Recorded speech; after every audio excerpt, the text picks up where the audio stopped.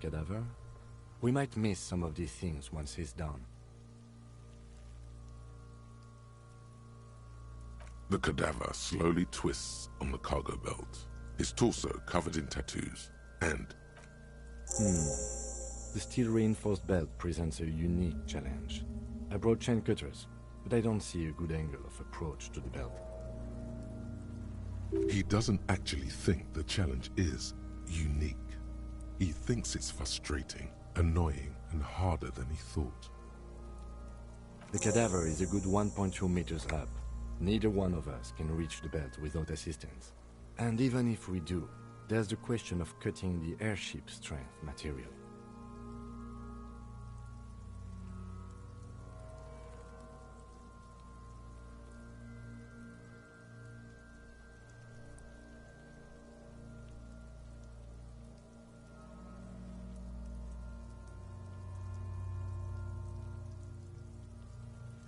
Climb up there and saw the branch? There has to be a less risky way, with less falling down of trees.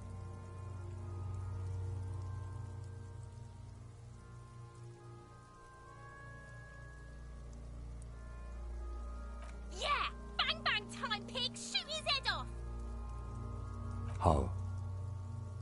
Where the buckle ties the rope to the branch, that's a good spot to aim.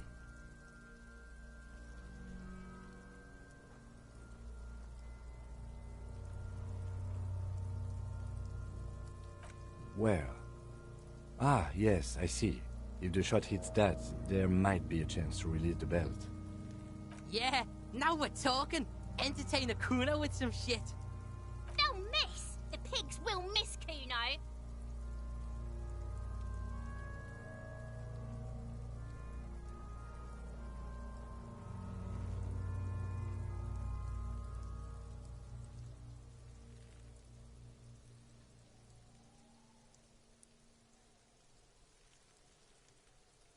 The lieutenant's brow is furrowed.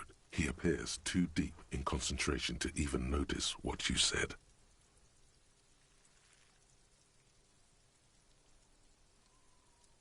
Silence. With his elbow sharp, the lieutenant unzips his jacket and produces a lightweight firearm. He drops a paper cartridge in the barrel, separates the scouring stick, and gives the cartridge 5 tucks, securing it in place. That's a Kiel A9090 Armistice, mass-produced muzzle-loader, ascetic, frugal, one of the most common firearms in the world. He then steps back and assumes the fellow's desk position, taking aim. The corner of his eye twitches. His finger is on the trigger.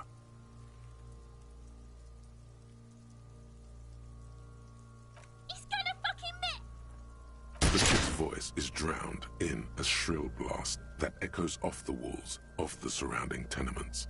A cloud of smoke slowly parts in the air as the lieutenant steps back and says to himself, God damn it. He feels bad about it. About his eyes mostly. Just having bad eyesight. Probably from a young age. Whatever you do, do not console him. Fucking idiot! Mookaba asshole! Kuno could have hit it easy, but then Kuno's not fucking handicapped, is he?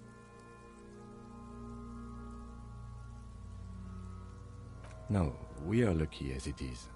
We didn't break anything, and the victim remains uncompromised. Any more mistakes could put us in an unfortunate position with the locals. We have eyes on us. I didn't do us any favors with that.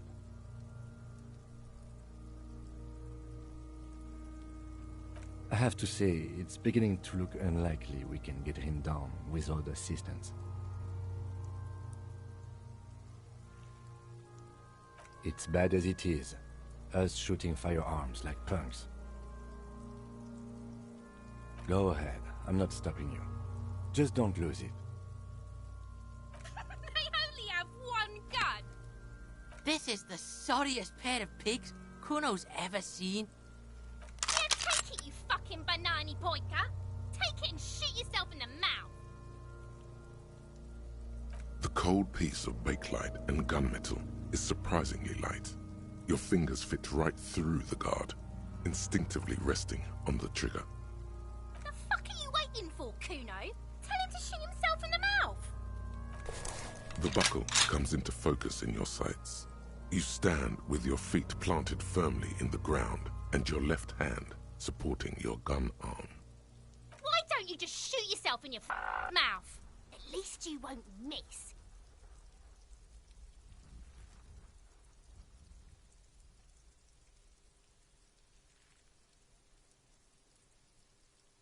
Your field of view narrows. The branch slowly moves, becoming entirely two-dimensional. The metal buckle glimmers, catching the noon light as the slow movement of the branch in the wind, and your shoulders directing the gun sync up. Look, he's crying. You gonna cry now, fucking faggoty? Or what? You gonna fuck me? You wanna fuck me, pig? Is that what this is about? Do it! Set me free! You feel as though it would be dangerous to set this creature free, to roam about the cosmos. Don't. Do it!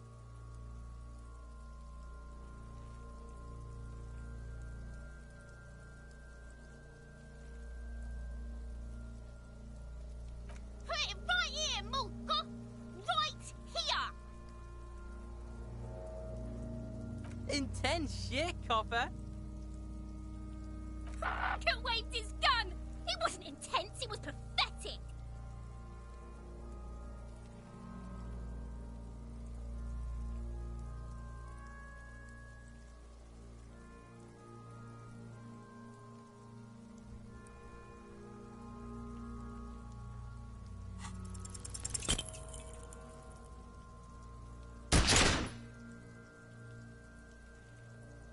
A plume of smoke erupts from the barrel.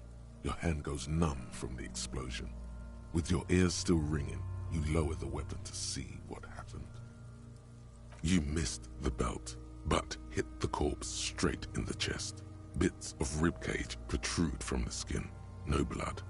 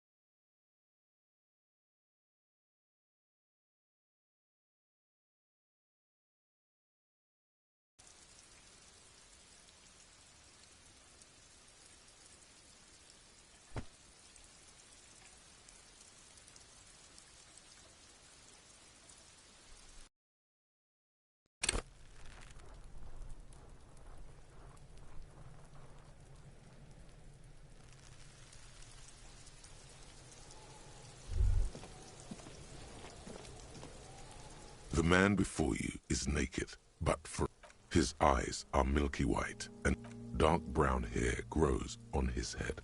His face is ready to explode from the organic processes. I'm gone. Into the wild pale yonder. In the past.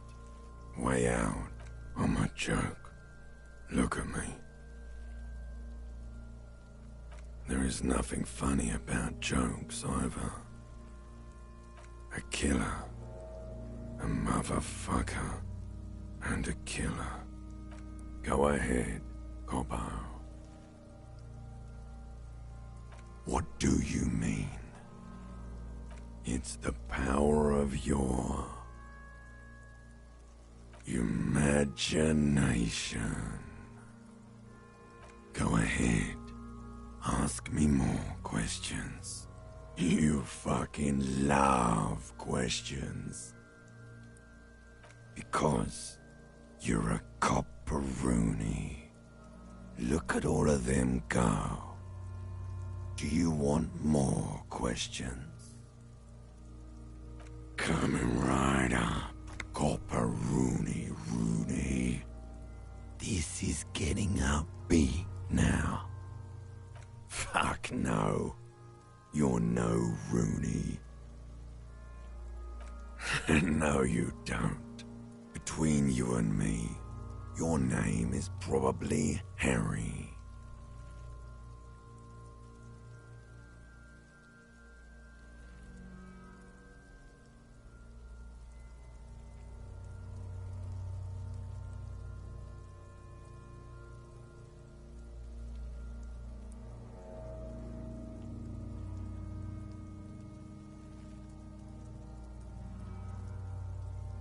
Because you have.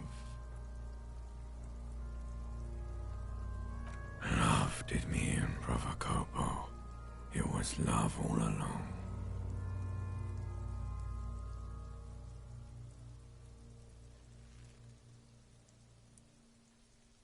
Sure, Lobo. I can ask you a question. Why are you doing this? Looking at my face, motionless. Looking into my eyes, standing here. Why are you investigating my murder?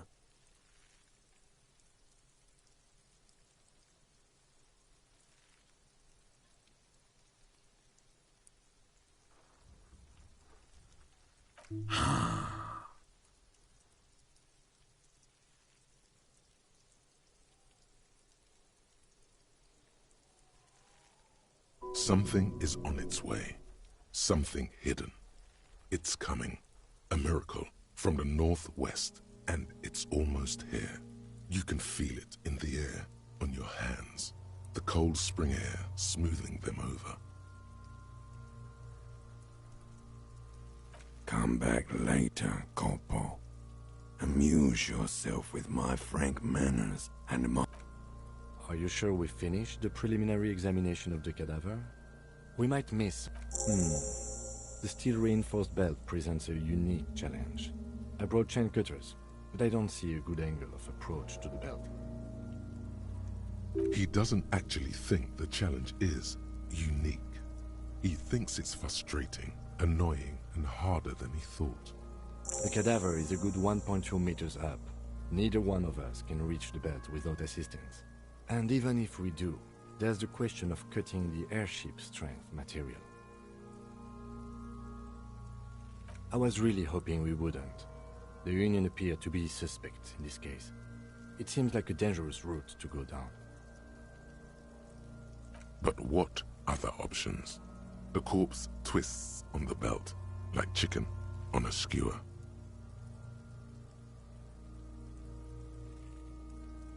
Yeah! How? Where the buckle ties the rope to the branch. That's a good spot to aim. Where? Ah, yes, I see. If the shot... Yeah, now we... They'll miss! The pigs will miss, Kuno!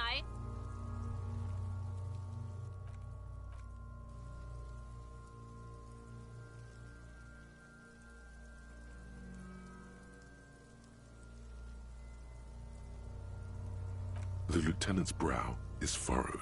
He appears too deep in concentration to even notice what you said. I'll blow his head off.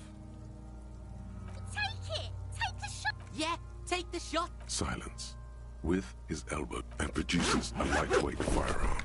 He drops a paper cartridge in the barrel, separates the scouring stick, and gives the cartridge 5 tucks, securing it in place. That's a Kiel A90. He then steps back and assumes the fellow's desk position, taking aim.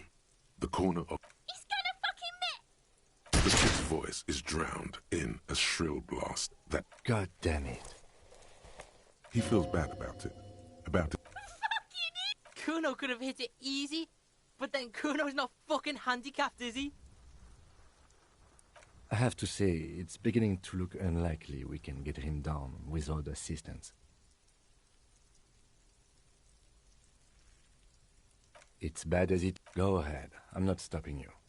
Just don't lose it. They only have This is the so. Yeah, take it, you fucking banana boy. The cold piece of The fuck are you waiting for, coon?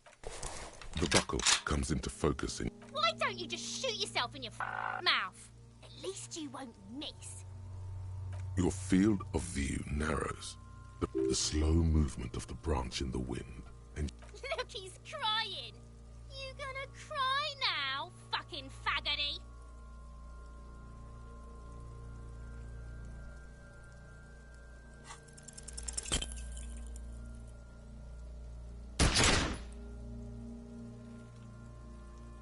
a plume of smoke erupts from the barrel. You missed the belt, but hit the corpse straight in the chest. Bits of ribcage protrude from the skin. No blood, only a murky sludge dripping down his belly.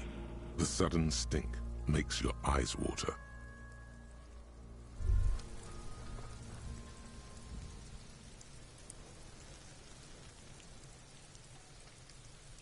Despair creeps into you, getting fat on your weakness. Whatever noble intentions you once had as a police officer, you're still coming up with sentences. That's a step up from total annihilation, right?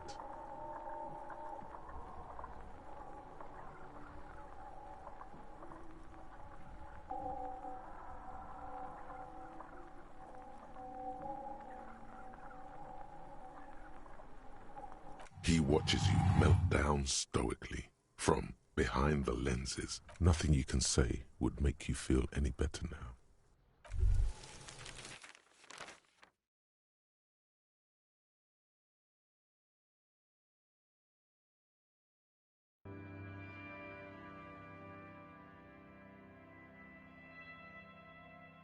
Cop gives up the detective genre for social realism. Another police officer resigned from the RCM following a nervous breakdown.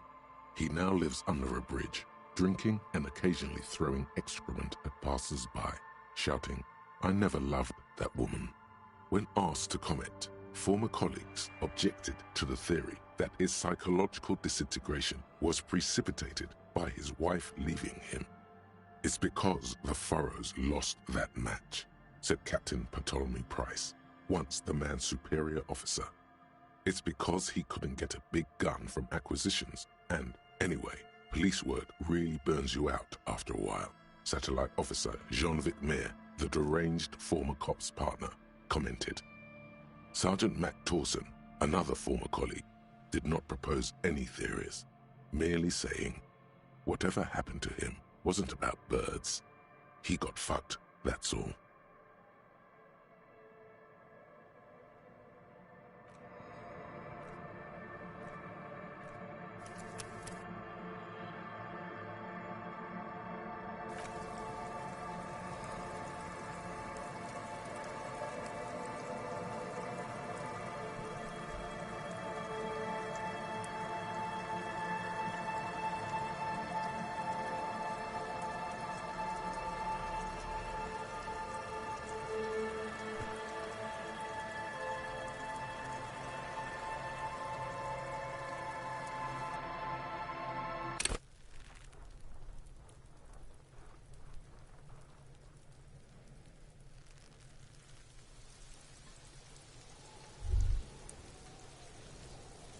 The man before you, his dark brown hair. Who is he? He is male, 4250. The corpse looks right through you as you distance yourself. Are you sure we finished? He doesn't act. The cadaver is a good 1.2 meters up. Neither one of us can reach the bed without assistance. And even if we do, there's the question of someone else? You mean like the police? Someone like a paid garbage man? Or a cleaning crew? I have bad news for you. I know it's hard, but I assure you, the others won't come to help us. And we have a growing sanitary concern here. We need to get him down, fast. I was really hoping... Okay, they do have the tools and the men. And since it looks like they put him there...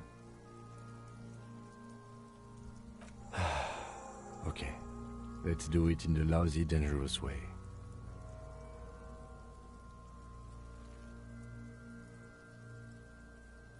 From the gates, by negotiating or fighting. I'm unenthusiastic about fighting.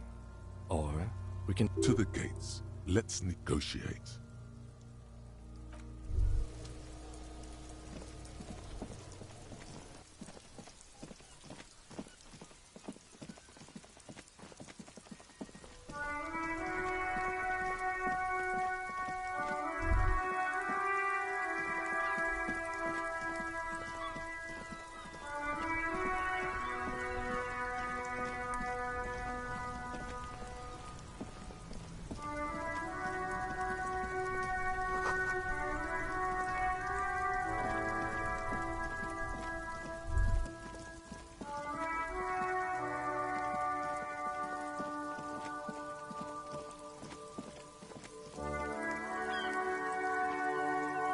G'day to you, officers.